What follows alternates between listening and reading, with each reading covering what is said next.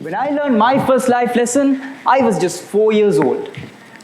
Back in those days, we lived in Palmadula. I was just a preschool kid, and my dad was a bank manager. Now, my dad's office was right in the middle of the city. So after Montessori, I would go to my dad's office until the lunchtime where he takes me and drops me home. So in that small period of time where I spent in my dad's office, I played with whatever I could find. So one day, I saw the main security guard come into my dad's office and pressing this red color button under his desk. Now, I was just a 4-year-old kid, and I wanted to know exactly what the button does. So I went and I crawled under my dad's desk and I pressed the button. But I was just a 4-year-old kid and I wasn't strong enough to actually press the button. But I was determined. So the next day, I came with a key. I crawled under my dad's desk and I pressed the button using the key.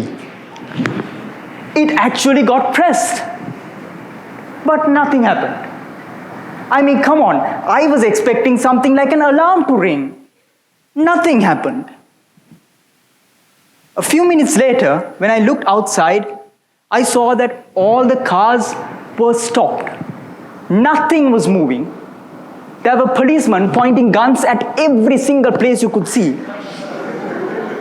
And they were checking every single car on the road. Half an hour went, and it was the same thing, but worse.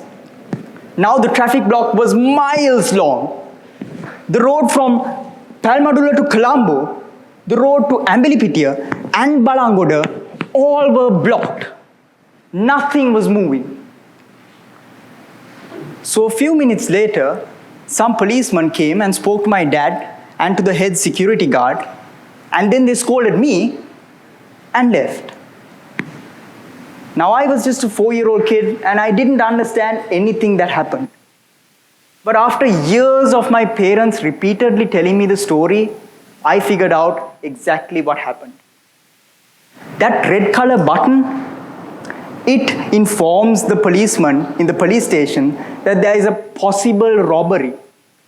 So the police would go and check the streets and would check all the cars to find the robber, or until the bank informs that nothing is stolen. So you see, that is how I learned the lesson of, well, if I am trying something out, I should know at least a little bit about something. And that is how I took my cup and dipped it in water. Raise your hands if you can remember your first life dream. Now, my first dream was when I was 5 years old, and I wanted to become a garbage truck driver. You see, my dad hated the air fresheners that you fix to the car AC. But when I saw my first garbage truck, I saw that there was an air freshener fixed to the AC. So I badly wanted it. I knew that that is what I'm going to become, a garbage truck driver.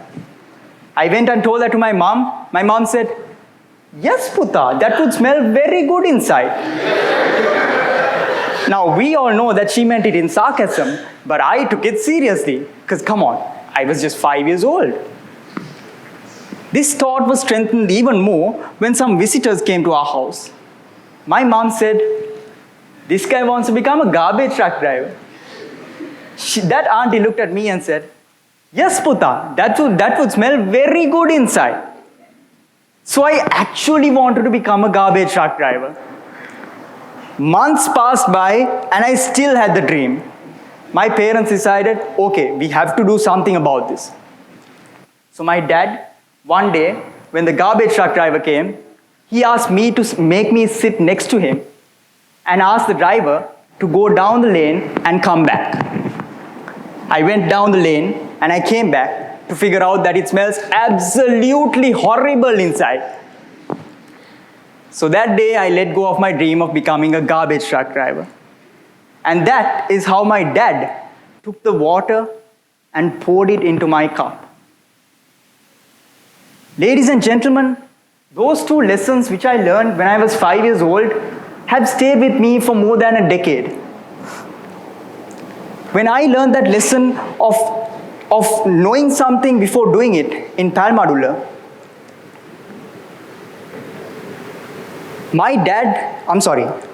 I took my cup and poured it in water because I went and experienced it by myself. That's how I dipped the cup in water. When my dad helped me let go of my dream of becoming a garbage truck driver, he took the water and poured it into my cup.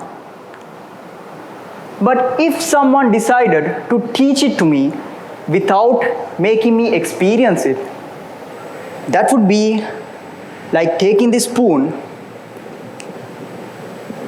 and filling my cup. This would take a long time, and sometimes it would never get filled. So, ladies and gentlemen, the next time you learn something new, you've got to dip it or pour it. Over to you.